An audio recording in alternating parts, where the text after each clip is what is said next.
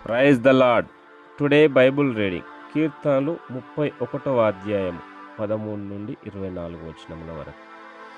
అనేకులు నా మీద దురాలోచనలు చేయుచున్నారు, నాకు ప్రాణహాని చేయుటకు యోచించుచున్నారు.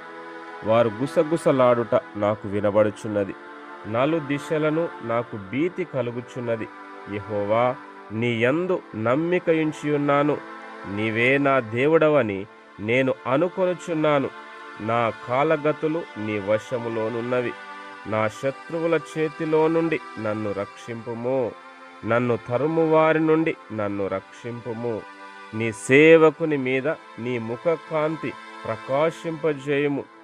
నీ కృపచేత నన్ను రక్షింపుము.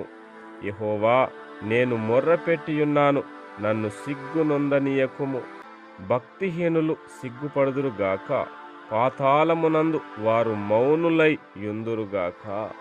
అబద్ధీకుల పెదవులు మూయబడునుగాక, వారు గర్వమును అసహ్యమును అగుపరుచుచు నీతిమంతుల మీద కఠోరమైన మాటలు పలుకుదురు. నీ యందు భయభక్తులు గల వారి నిమిత్తము నీవు దాచియుంచిన మేలు ఎంతో గొప్పది. నరుల ఎదుట నిన్ను ఆశ్రయించు వారి నిమిత్తము నీవు సిద్ధపరిచిన మేలు ఎంతో గొప్పది.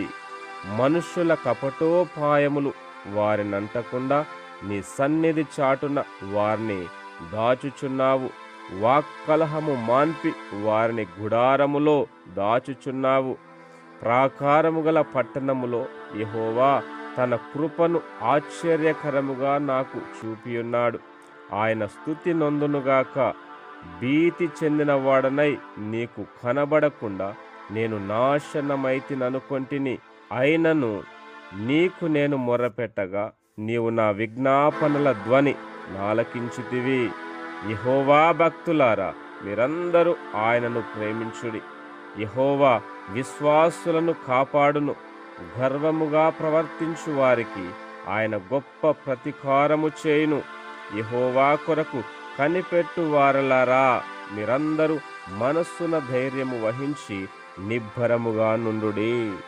ఆమేన్. God bless you.